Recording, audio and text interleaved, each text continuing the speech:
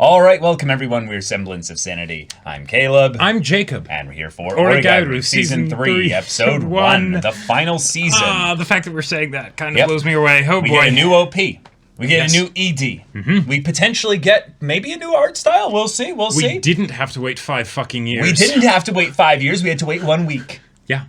That is the blessing of being in this channel. Indeed. Only wait 1 week. Yep. Yes. Oh, boy. All right, so we're here, Jacob. Yeah, final conversations season. have been had. Elephants that are covered up have been acknowledged. We have also, in some ways, formally kind of declared the stakes of what will be happening here. We shall go to war. Yep. So, yes, we are here. Our characters had their episode in the sunset light. Right. They fought dirty. Some of them. Well, one of them. It was just the acknowledging that they will fight. Agency. And now it's great agency. Yeah. Let them fight. Let them fight. Yeah. First time. Yeah. Exactly. So, y'all, without further ado, let's get into this. All right, everyone, now be sure to go check out the reaction portion of the video in the description below, then come back here for the discussion.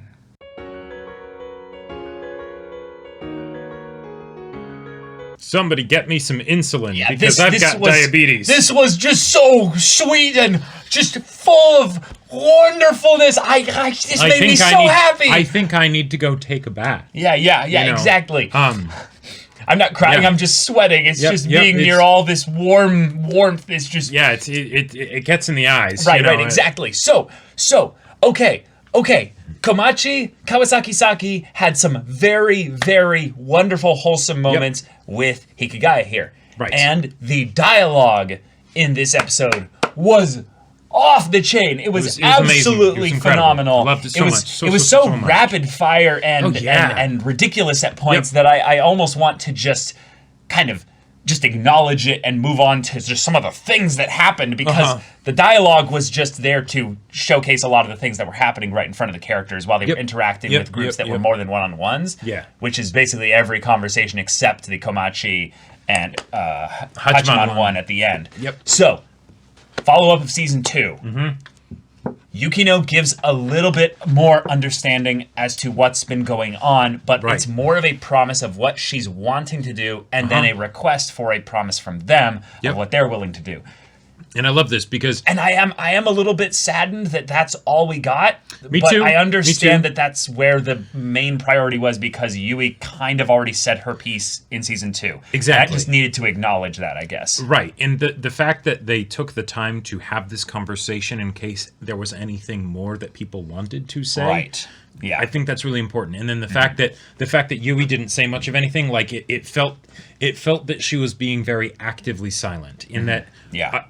You know where I'm at. I made that clear before. So now it's your guys' turn. Yeah. It's your guys' turn, and Yukino, who was the real person that needed to engage somehow, figure out what she was going to do with this whole situation. Right. She made her decision.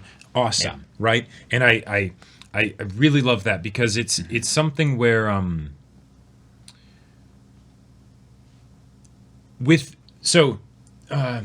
with the OP, right? It kind of was starting to, again, do more of that thing of like, hey, Yukino's the one that it shows at the end, right? Like gear up, everybody, get ready. In this love triangle, who's going to win this, basically, right?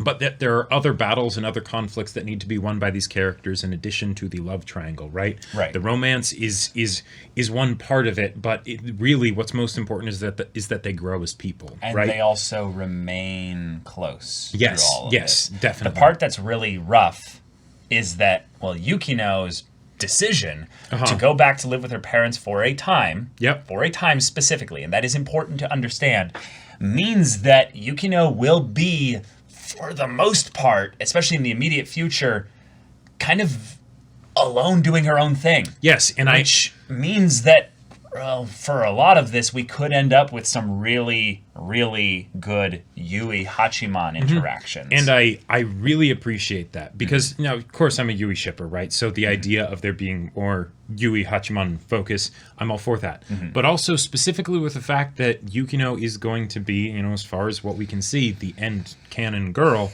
It definitely seems like that, yeah. That Yukino needs to do stuff like this.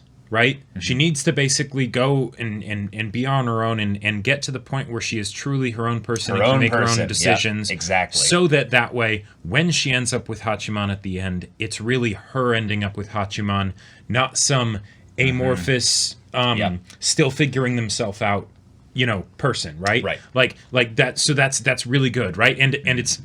There's nostalgia for me in particular of the canon girl from a wealthy family going away to figure shit out in her own drama before being able to be with the main character. So, I'm all for that, right? And then it also will give ample opportunity for Yui and Hachiman to really work out that side of the relationship because Yui and Yukino will figure things out, right? And they'll still be friends. However they can, right? The ED clarified that in a lot of ways. Exactly, right. And I love that. I love that, right? But there's also the whole idea of, hey, Hachiman, if you're going to reject me essentially, right? Then we do need to talk about that, right? Yep. And him putting the cookies in the drawer untouched is a great example of that, right? Now, I also love that it's kind of a callback to the idea of it doesn't matter how they taste. Exactly. Right? You already gave them to me. Yeah, you already gave them to me, right? That's that plenty, meant a lot. Right? But at the same time, it's also one of those things where it feels like he's basically saying, I only would want to actually be eating these if I were to be choosing her. Yep. That's 100% I think what it means. And yeah. So I oh boy. Yeah. Oh boy, here we go. Okay. So, big decision from Yukino. The big reveal I think that we got here is that she wanted her father's job. Now, her wanting her father's job, and this was something that she used to want.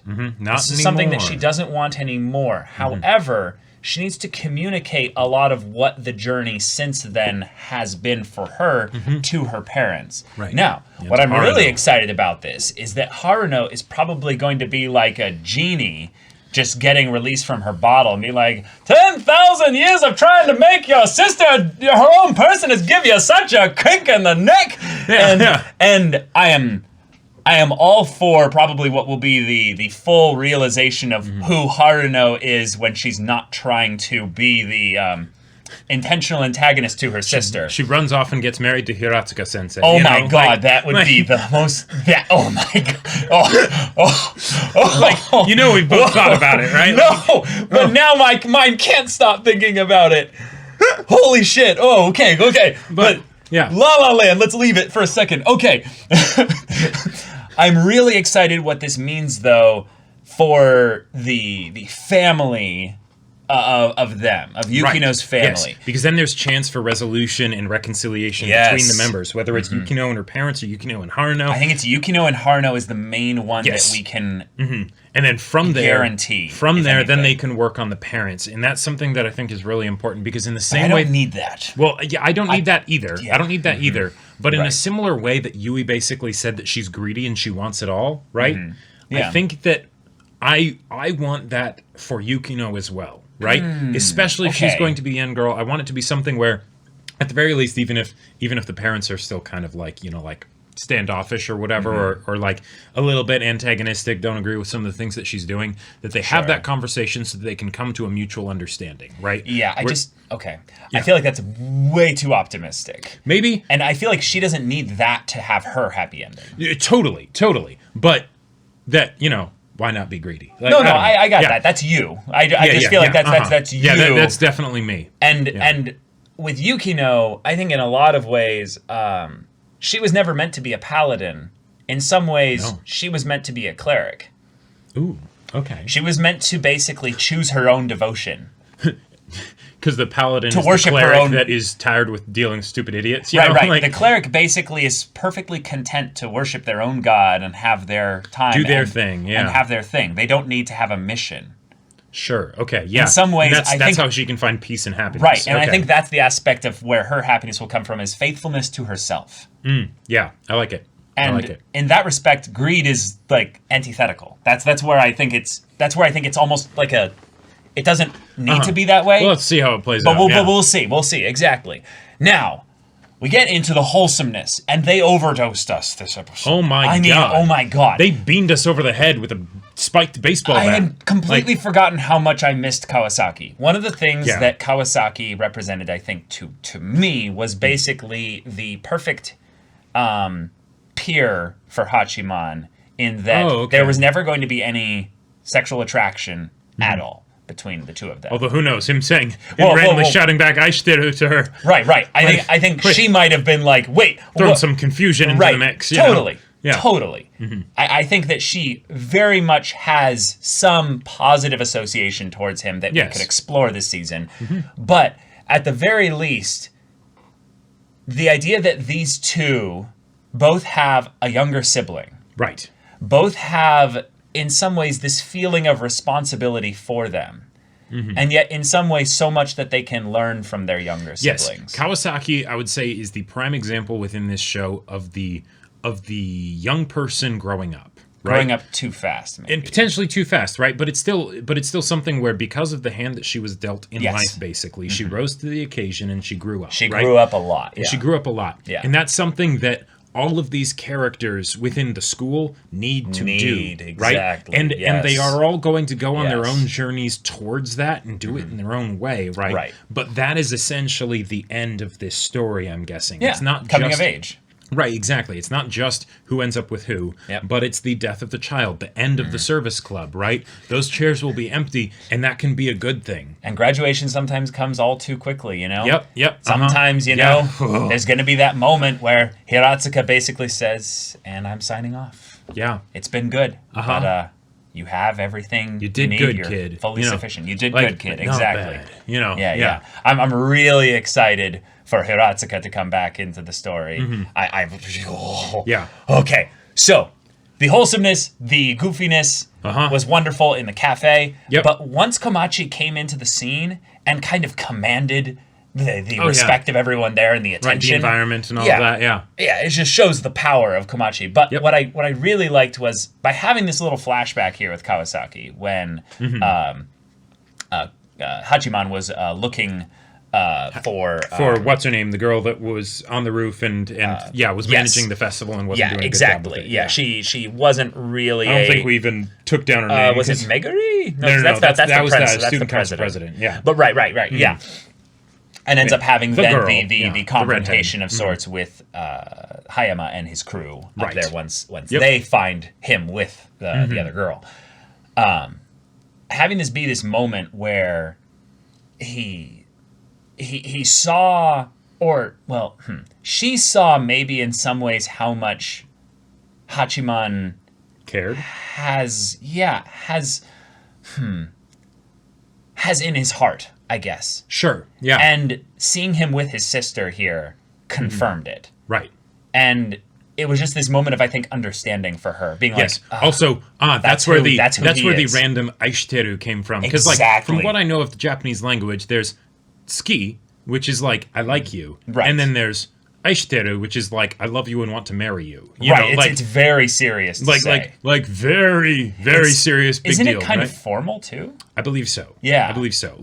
So for him to casually throw it out there. Right. It's something made that her you double take, you know. It's something that you wouldn't normally do even in a love confession. That it would be more of like the, right. No, baby.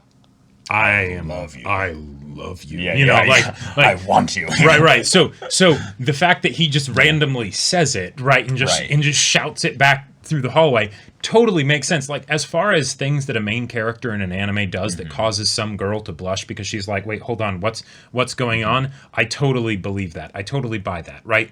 Kawasaki is someone that generally keeps to herself anyways because she's had to grow up quickly, so she probably wouldn't have as good of a read on the pulse of why Hachiman does the things that he does, because I get the feeling the Aishiteru thing is also because of, hey, I'm a weirdo, I'm kind of an outcast and whatnot, so I'll do things in a weird way. Yeah, and to draw attention to this, the reason why she thought of it was because of the way Komachi and Hachiman exchanged I love yous. Right, exactly. To each other, yeah. right in front of the two of them. Right, and then it's sort of this thing of like, oh, okay, I get what that was now. All right. Yeah. So okay, cool. Komachi. Yeah. And then she goes, I did it, very, very rapidly. And she doesn't think anything of it there. It's like, that was a lie, a complete and utter one. I mean, I love you too, though. Yeah. And I did it again. And then she's like, right. And then of course they're like, oh, gross, so gross, yeah. Mm-hmm. And then she thinks back on it and she's like, oh, okay, I see. And then she smiles, Yeah, and this is the thing that I've kind of wanted to have for Hachiman for a while now, because when he I almost called her Hiratsuka, but when Kawasaki. When Kawasaki was introduced and had her whole thing with the secret job as a bartender, the thing that I very much wanted for her and Hachiman to have as an interaction, as a relationship of sorts, I think I know what you're going to say, is that she's the twin sister, if you will. She is the peer sister. There's big sister Hiratsuka. There's little sister Komachi. But then there's just sister peer Kawasaki. And Kawasaki, I think, like, clued into that right here, was just like, oh, okay, gotcha. Right. Cool. It's the good friend that is a girl that there isn't any attraction between. Right. Like that so I can throw out Aishiteru to you. Right, and it's no big deal. It's no big deal. Right. So to her, this was like okay. Okay, I get it now. Oh, wonderful. Yeah. That definitely simplifies things, yeah. Yeah. And I just love the different expressions on her face over the course of listening to Komachi and Hachiman's banter. Because that smile of understanding eventually of like, okay, I get it. Yeah. That's so sweet. And then just this build-up with the Komachi-Hachiman scene, because Komachi is going through all the things that would be hey, you can be the big brother to me and take me to the batting cages, get me a little plushy thing, but also I'm going to swipe out my card and pay for the groceries. I'm going to measure out these heads of lettuce to be like, which one is better? Look at me, I'm being so adult and mature. Exactly. Yeah. And then... I'm grown up, it's okay. I can also take care of myself and and then let me, once we are here back in our homestead and there's no one that we're kind of performing for points for or anything. Right, exactly. Let me do this for you because, I like that I'm in this place now where I can do all these things with competence and I can show you like just the results of that. Yeah. And then you can, in some ways, feel like, hey, you can lean on me and rely on me. Exactly. Because I remember those times growing up when you were basically the cool, awesome big brother, and now look at me. I'm all grown up and mature, and it's just like it's so perfect. It's just move your heart just thinking or talking about it. One of the things I've seen a bunch of people that are like really close friends, like to the point where they're like family, Yes. Like they'll call each other, bro, sister, all that stuff, and they really, really deeply mean it. And they'll sometimes sideline each other when they have to say goodbye for a time, or something like that. And all of a sudden it's like, oh, where are these feelings coming from? Yeah. But with siblings, with actual siblings, there's something where you get so comfortable with each other, I feel like. You're so used to them kind of just being around, regardless of what your relationship is, where you can really get blindsided by them when the feelings get turned on, right? Where all of a sudden it's like, hang on now. Why you got to do me like this? Why? Almost like it's some kind of personal attack on your heart, right? And you're just like, what? Yeah. What's going on? It's her basically bowing, kneeling, and being like, "Thank you, big brother. Thank you for taking care of me." And it's just like, I'm not crying. Is it okay? And it can go from 0 to 60 in a second. Yep. In a second, where it's just, we're just bantering and ribbing and joshing around and stuff, and it's great. And then all of a sudden things get real, and you're like, hold on. Yeah. Can't we just do like one of those awkward sibling hugs, pat, you know? Doesn't graduation come a bit too early? Yeah. Hold on now. Yeah, hold on. That's a... Ooh, okay. Yep. Okay. Yeah. Is really sweet. I had something that I wanted to share as a story, but I was thinking I'd just leave it off to the end there. And it was basically Hachiman's little thing that he drops about the idea of, well, we men are simple creatures, and they're thinking back to the whole thing with doesn't matter if the cookies taste good, yeah, or the cookies, right? Exactly. Just getting handmade cookies is enough to make them happy. I had a moment, and I remember when this happened, and it was one of those things where I crushed really hard because of something really simple that some girl did for me. And it was one of those things where it was correlating a little bit to my birthday, which, those of you who do not know, I shared my birthday with two of my foster brothers. Yeah. And I kid you not, on the same day. 3 boys on the same day, holy shit, all having their birthday. Yeah. And there was a point where I was like, I kind of like this girl, but I mean, like, I'm not going to do anything about it. I think they're pretty cool. But there was a point where this girl came by and gave me a present. Gotcha. And this was the weird part, and I felt like it was almost like an oversight in the immediate sense. But she didn't bring presents for the other brothers. She didn't give presents for the other brothers, even though she knew one of them decently well. And it was just this moment of like, oh. And the presents weren't handmade, but there was this aspect of one of them that felt too specifically chosen. Like it was very much put into it. Very much something that had some thought put into it. And I was like, okay, now I'm really crushing on this girl. Like it was just this kind of thing where my simpleton brain was just like, okay, now I actually really like her. And it was just the idea that she potentially liked me a little bit more than just an acquaintance, Right. I was just like, oh, okay. Yeah. I don't know why. I still don't know why, but it was just one of those things where...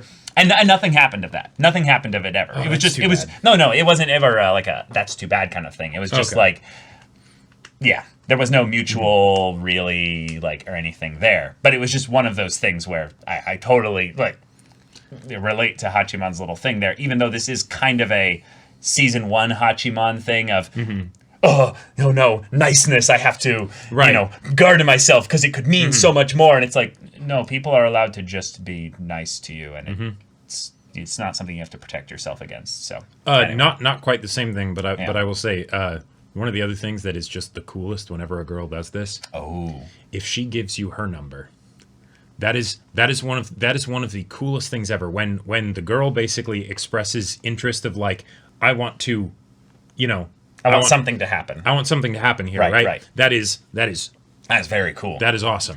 Yeah. So now don't go Twitter DMing us your numbers, like just right, yeah, saying here just to clarify. But if ladies out there, if you are ever not confident about whether or not you will, like a guy likes you or or things like that, taking that first, like putting that foot forward, right, in an obvious way, in a clear way, right? Yeah. That's not like no subtlety to it and things like that, because that can just be missed on the guys because they might not realize it, right? Like, yo, we should go out. Yeah, like that immediately. If you want to talk about like Komachi style, like Komachi style, is that line worth a lot of points in their book? Right, exactly. That is worth stupid points. Right. Like that is worth ridiculous amounts of points. Yeah, exactly. Yeah. I love the idea though that you could basically just look at Komachi in this show and realize, yes, I will then become a student of Komachi. She is Komachi sensei. She is kind of the character, or one of the characters that has the most figured out. Like, that's in some ways even more than Hiratsuka. Well, right, but this is something that I think is really clever that the show does, is that all the characters that are like sisters to Hachiman are basically the characters that he exactly needs. And this is something that is a little bit of a kind of a meta thing for the purpose of the story, to draw attention to the areas in where Hachiman is growing, specifically, but also in the ways that he can ask for help and rely on these sisters in his life. And Komachi and Hiratsuka sensei are basically the bookends of this area here. But I really think that in the course of this season's running here, for it being the final part of the story, it will be the realization from Hachiman that every single person in his life here has something that he can lean on, rely on. That he's better for having them around. Exactly. Yeah. And that's what will pull Hachiman completely out of his loner status, if you will, where his weirdness, his awkwardness, especially in what we saw here with Kawasaki, that is actually a wonderful thing. Exactly. The thing where him yelling out "Aishiteru" just gives her so much comfort with the idea of him just hanging out with them, doting on her little sister. Yeah, and being like, okay, you can have half, but keep it a secret from your sister. I'm right here. You know? Right. Like, yeah, that was great. That was so good. So good. So, y'all, Season 3. Season 3, here coming we go. out really strong. Oh my god. Okay, you know what? Something that's crazy to think about, Jacob? Season 2 was so good in my mind that I was kind of lowering my expectations that Season 3 would be just like, it would just be good, you know? Yeah. I was prepping my expectations right up until the final episode of Season 2. Right. And then I was like, all right. Yep. I'm gone, man. Solid gone. Let's go. Sign me up. Let's do this. And this episode was rapid fire, crazy fast dialogue at points to where I feel like I'm almost a bit just overwhelmed. Yeah, like it just had to sort of wash over you kind of a thing. Right. But I really like what they set up here in the characters that are not related to the service club. Oh, sure. And that's... Kawasaki was definitely one of, like, of all the side characters from Season 1, she was the one that I wanted to get more of. Because like, we kind of got the least from her, too. Yeah, we kind of got the least from her, and she was very interesting to me as a character and her dynamic within the show for all of these characters that had weird ways that they sort of fit into the whole high school experience, you know? Yeah, because we had so much from Iroha in Season 2. Yes. That was kind of a... Yeah, I feel like Kawasaki could have been the Iroha of Season 1. Except she wasn't. She wasn't, right? Because you know, because it's there was all the stuff with Hayama and the whole troop of sort of popular kids and stuff. Yeah, it was that the were in Hayama clique. Yeah, right. For the most part. Yep. But y'all, thank you so much for watching this episode's reaction and discussion. If you want to see the next episode's reaction and discussion right now, though, go check out the link in the description below for our Patreon. You can get an early access there. You can watch full-length timer reactions there, and all this comes with Discord access, so you can chat with us and the community there about this show, about anime in general, and also be sure to check out our Twitch channel. Yes, we stream every weekday. The info's in the description. Yeah, so if any of that interests you, we'll see you there. But until then, we're Semblance of Sanity. I'm Caleb. I'm Jacob. And we'll see you all next time.